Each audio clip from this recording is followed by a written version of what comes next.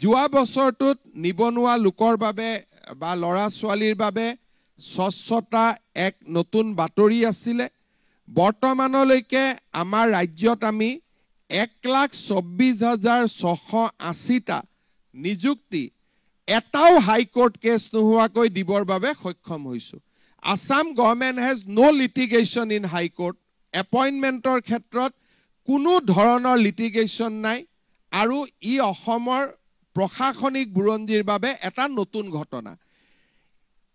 অহা কেইটামান মাহৰ ভিতৰত আমি নতুনকৈ 36,753টা নতুন নিযুক্তি দিয়াৰ বাবে আমি আগবাঢ়ি গৈ আছো। ৰাজ্য চৰকাৰৰ এটা বিশেষ দায়িত্ব হৈছে ৰাজ্যত আইন শৃংখলা ৰক্ষা কৰা। যোৱা বছৰটোত নিবনুৱা লোকৰ বাবে বা লৰা ছোৱালীৰ বাবে স্বচ্ছতা এক নতুন বাতৰি আছিলে।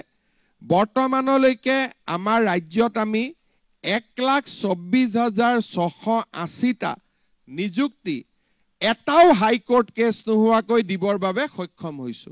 Assam government has no litigation in High Court. Appointmentor ক্ষেত্ৰত কোনো ধৰণৰ litigation নাই আৰু ই অসমৰ প্ৰশাসনিক বুৰঞ্জীৰ বাবে এটা নতুন ঘটনা। অহা কেইটামান মাহৰ ভিতৰত আমি নতুনকৈ 36,753টা নতুন নিযুক্তি দিয়াৰ বাবে আমি আগবাঢ়ি গৈ আছো।